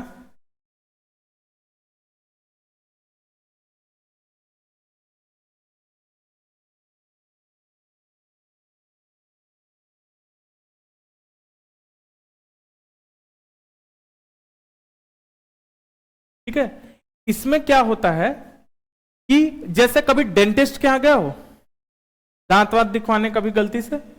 अच्छा, नहीं गए हो तो बबुल का टूथपेस्ट यूज करता होगा, लेकिन जो लोग नॉर्मल टूथपेस्ट यूज करते होंगे तो कभी ना कभी कुछ दिक्कत आया है, तो दांत अपने लिए नहीं तो पेरेंट्स के लिए, किसी की ना किसी के लिए गए होंगे, तो एक ऐसे मिरर लेके देखते हैं तुम्हारा दांत, जिससे कि दांत तुम्हारा बड़ा बड़ा दिखता है, ठीक है, ताकि उनको अंदर से अच्छे से वो तुम जो चॉकलेट खाए हो उसका कीटाणु दिखे। तो वो जो लेते हैं और उससे जो रिफ्लेक्शन करवा के अंदर ऐसे दांत के अंदर घुसा के एक चीज अंदर ऐसे घुसाते हैं और उस पर टकरा के तुम वो इमेज देखते हैं, तो वो जो मिरर यूज करते हैं ताकि अच्छे से दिखे, पास से दिखे, वो जो होता है तुम्हारा कनकेव मिरर होता है। अच्छा, डेंटिस्ट के पास जो नहीं, घर में टॉर्च यूज की हो, टॉर्च में एक बल्ब लगा रहता है और एक ऐसे यहां पे सरफेस रहता है, यहां पे सरफेस रहता है जिससे टकरा के सीधी लाइट जाता है। जो लाइट हम लोग जला के ऊपर तारा देखने का कोशिश करते थे बचपन में, टॉर्च लेके कभी ऊपर देखे होंगे ना आसमान पे कि तारा दिख जाएगा हमको, तो लाइट जो है सीधा दिखता था, बहुत दूर तक जाता हुआ एकदम सीधा लाइट दिखता था मेरा, तो उसमें भी जो है वो कनकेव मिरर यूज होता है कि सीधा लाइट, वो जो सरफेस है, जो अंदर का जो सरफेस है टॉर्च का, यहाँ पे बल्ब रहता है और यहाँ पे जो अंदर सरफेस रहता है वो कनकेव मिरर है, ताकि लाइट जो इससे निकलता है वो इससे टकरा के सीधा सीधा जाते रहता है। यहाँ पे ऐसे होता है, वहां पे कॉन्सेप्ट ये ऐसे होता है, यहाँ पे बल्ब टाइप का रहता है, ठीक है, और लाइट निकल निकल के ऐसे सीधा फोकस पे बल्ब को अगर रख देंगे तो लाइट निकल निकल के क्या होगा, पैरेलल जाएगा, पैरेलल टू द नॉर्मल जाएगा, ठीक है। तो वहां पे भी जो है, और सिमिलर कॉन्सेप्ट पे तुम्हारा गाड़ी का भी जो होता है, मोटरसाइकिल कार जो होता है, उसमें भी जो अंदर जो होता है ना, अभी देखना ध्यान से, कई बार हम लोग देखते नहीं है, वो रिफ्लेक्टिंग सरफेस होता है जो अंदर का होता है। किसी का शीशा फूट गया होगा गाड़ी का तो ज्यादा अच्छा से दिखेगा, ठीक है, वहां पे जो अब घर जाके टॉर्च फोड़ के मत देखना, ऐसे भी दिख जाता है, ठीक है। तो अंदर जो है वो रिफ्लेक्टिंग सरफेस होता है, वो रिफ्लेक्टिंग सरफेस क्या होता है तुम्हारा, कनकेव मिरर होता है। तो इससे हम लोग को बीपीएससी में कैसे आएगा क्वेश्चन, क्या आता है, डायरेक्ट ये लोग ऐसे क्वेश्चन पूछते हैं कि भाई डेंटिस्ट में कौन सा मिरर यूज होता है, डेंटिस्ट कौन सा मिरर यूज करते हैं, शेविंग के लिए, पास चीजों को पास से देखना है तो शेविंग के लिए भी जो हम लोग यूज कर, ऐसे तो घर पे तो प्लेन मिरर से ही करते हैं, लेकिन बेटर वो होता है कि कनकेव मिरर से देखें, ठीक है। तो इसमें एग्जांपल से लिख लो,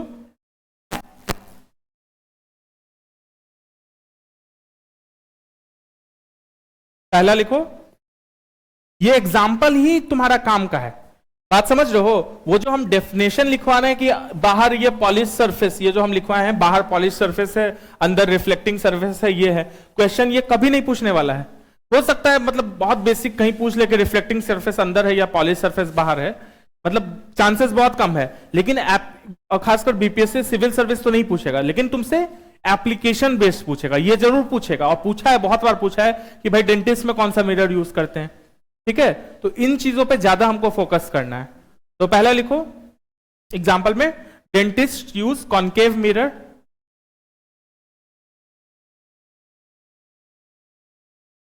dentist use concave mirror for the examination of, for the examination of patients' teeth,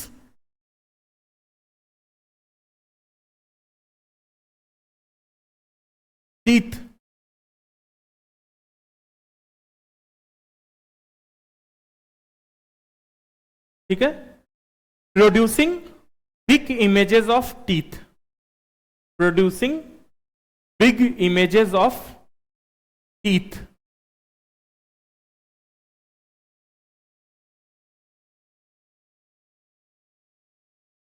दूसरा एग्जांपल लिखो, concave mirror are used as, concave mirror are used as a reflector, a reflector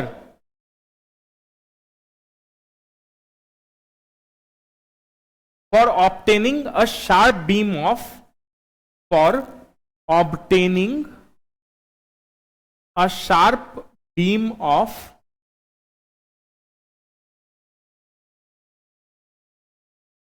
light in, light in किसमें किसमें, torches, comma, headlight of vehicles, and search lights.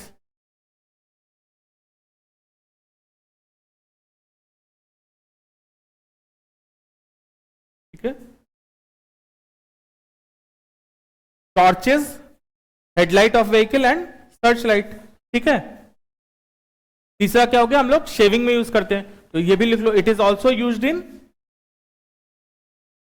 It is also used in, या used for लिख सकते हैं, used for shaving,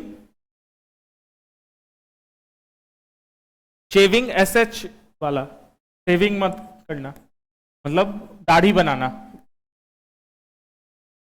ठीक है, अगर H हटा देंगे तो वो पैसा सेव करने वाला हो जाएगा, बचत करने वाला, मतलब जरूरी नहीं है पैसा ही, जो भी बचत कर रहे हो सेव कर रहे हैं। ठीक है, shaving to get clear image of face, to get clear image of face.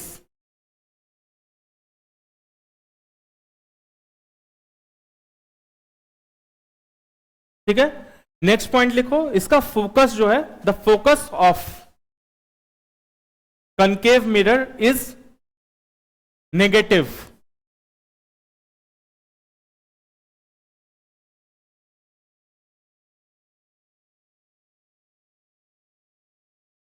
The focus of concave mirror is negative, f equal to negative. Next point, the radius of curvature.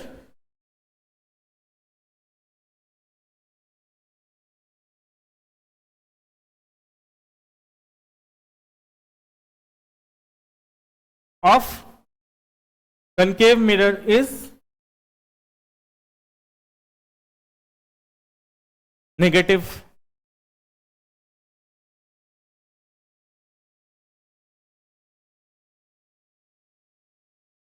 ठीक है, image इसमें कैसा होता है, दोनों हो सकता है, डिपेंड करता है कौन से डिस्टेंस पे, मिरर से कितना, चाहे वो रियल भी हो सकता है और वर्चुअल भी हो सकता है। तो नेक्स्ट पॉइंट लिखो, द इमेज फॉर्म्ड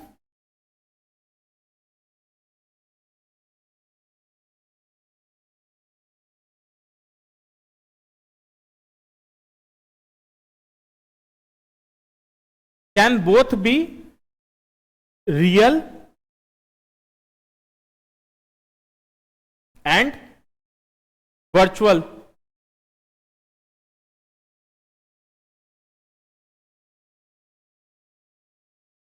ठीक है, नेक्स्ट पॉइंट लिखो, if the object is placed between mirror and focus. Focus क्या होता है पहले बता देते हैं, जब पैरेलल रे जो फॉल करता है मिरर पे, एक मिनट पहले इधर देख लो, फिर हम दोबारा ये लाइन लिखवा देंगे। जब पैरेलल रे जब फॉर्म करता है मिरर पे, तो जिस पॉइंट पे ये आता है, इसको हम लोग फोकस बोलते हैं। ठीक है, ये जो होता है एफ होता है। तो अगर मेरा ऑब्जेक्ट जो है वो मिरर और फोकस के बीच पेस्ड है, मतलब यहां पे मान लो कोई ऑब्जेक्ट पेस्ड है, यहां पे पेस्ड है, अगर यहां पेस्ड है तो फोकस और मिरर के बीच है या बाहर है, बाहर है, तो हम बीच का बात कर रहे हैं। तो if the object is placed between the plane mirror and focus, the concave mirror and focus. If the object is placed between the concave mirror and focus, the image formed is virtual, comma, erect.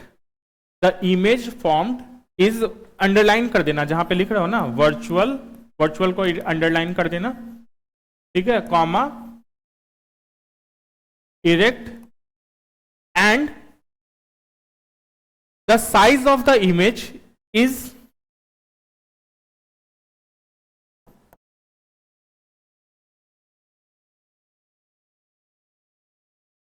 Bigger than the object.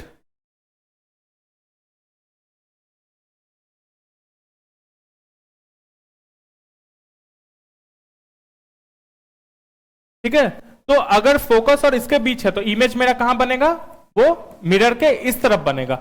Polish surface के अंदर बनेगा, तो उसको हम किसी screen पे ला सकते हैं। मेरा ये ऐसे इमेजिन करो, ये मेरा हाथ जो है ये मेरा कनकेव मिरर है, ठीक है, यहाँ पे फोकस है, मान लो हम यहाँ पे ऑब्जेक्ट रखे तो इमेज जो है इसके पीछे बन रहा है कहीं, तो उसको हम किसी स्क्रीन पे ला सकते हैं? नहीं ला सकते हैं। पीछे मतलब ये हाथ के पीछे नहीं इमेजिन करना, मिरर के अंदर पीछे बन रहा है, ठीक है, तो पीछे बन रहा है तो हम उसको स्क्रीन पे नहीं ला सकते हैं, तो इसीलिए वो वर्चुअल रहेगा। और अगर हम ऑब्जेक्ट को ऐसे रखें तो इमेज भी ऐसा ही दिखेगा, ऐसा नहीं दिखेगा। ये बात समझ रहे हो? ऐसे अगर रखे हैं तो इमेज भी जो पीछे जो बन रहा है वो ऐसा ही बन रहा है, तो इसलिए वो इरेक्ट बन रहा है। ऑब्जेक्ट मेरा इतना बड़ा है तो इमेज जो है वो बड़ा बन रहा है, तो ये बोल रहे हैं। अगर यही चीज अगर हम फोकस और इसके बीच में नहीं रख के अगर हम बाहर रखें तो जो लाइट है वो वापस यहां आ जाएगा और मिरर के इधर बन जाएगा, मतलब जिस साइड से हम ऑब्जेक्ट रखा हुआ है उसी साइड उसका इमेज बनेगा। तो क्या होगा, जब उसी साइड बन रहा है मतलब रियल वर्ल्ड में इमेज बन रहा है, तो उसको हम किसी स्क्रीन पे ला सकते हैं, तो वो रियल बनेगा। लेकिन यहां पे जो है वो क्या बनेगा, अगर ऑब्जेक्ट ऐसे है तो उसका इमेज जो है वो ऐसे बनेगा, तो मतलब वो इन्वर्टेड होगा, वर्चुअल नहीं। इसका मतलब उल्टा हो गया, वर्चुअल मतलब हो गया कि एग्जिस्ट नहीं कर रहा है, इमेजिनरी बन रहा है, मतलब पीछे बन रहा है, उसको हम किसी स्क्रीन पे नहीं ला सकते हैं। बेस्ट डेफिनेशन वर्चुअल का ये है कि उस इमेज को हम किसी स्क्रीन पे, मतलब कोई चीज पे हम ऑप्टेन, किसी स्क्रीन मतलब स्क्रीन क्या बोल रहे हैं, कोई सामान पे नहीं ऑप्टेन कर, इसी टी शर्ट पे मान लो ऑप्टेन नहीं कर सकते हैं। जैसे वो जो प्रोजेक्टर वाला बात बताए नहीं थे, मूवी हॉल में अगर प्रोजेक्टर के सामने खड़े हो जाओ, जो पर्दा है वहां खड़े हो जाओ, तो तुम्हारे टी शर्ट पे मूवी चलने लगेगा, ठीक है, वो चीज नहीं कर सकते हैं। तो यहां पे लेकिन अगर फोकस के बाहर हो तो इमेज जो है ऐसा बनेगा, तो उसको हम किसी स्क्रीन पे ऑप्टेन कर सकते हैं, मतलब रियल बनेगा। ऐसे के बदले ऐसे बनेगा, मतलब उल्टा बन रहा है तो इन्वर्टेड बनेगा। तो इसमें लिखो, if the object is placed outside the focus,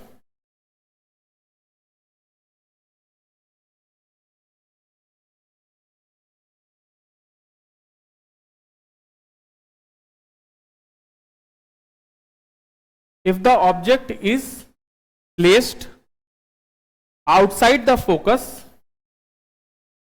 the image formed is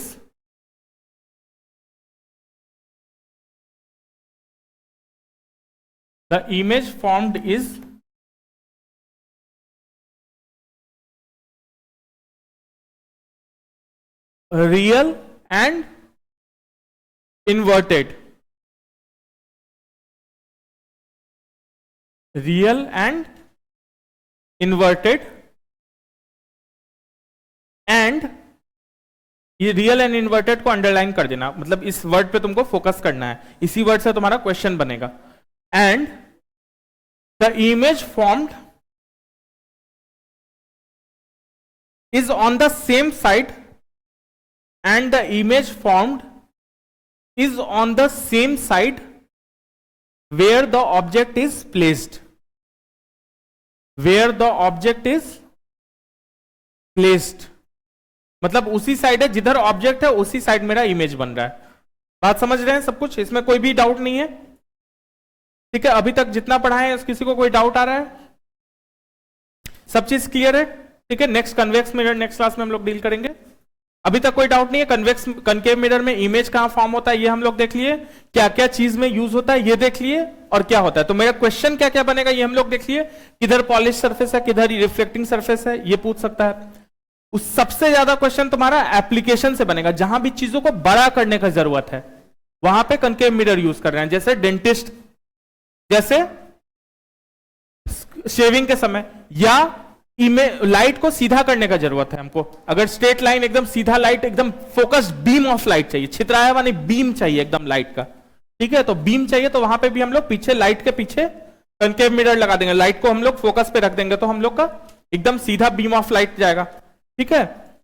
और हम लोग नेक्स्ट देखें कि इमेज अगर फोकस और इसके पीछे है तो कैसा बन रहा है, और फोकस और मिरर के बाहर है तो कैसा बन रहा है, ठीक है। रियल और इमेज हम रियल और वर्चुअल मतलब हम लोग समझ गए, वर्चुअल तब हुआ मतलब मिरर के पीछे बन रहा है, पीछे मतलब ऐसे दिखा रहे थे, मतलब यहां नहीं, मिरर के अंदर बन रहा है, तो उसको किसी स्क्रीन के अंदर हम ऑप्टेन नहीं कर सकते हैं। अगर इधर बनेगा तो उसको हम स्क्रीन पे ऑप्टेन कर सकते हैं, तो उसको हम लोग रियल बोलते हैं, ठीक है। चलो, कोई डाउट नहीं है? ओके, अब नेक्स्ट क्लास में I hope I think optics complete हो जाएगा हम लोग का।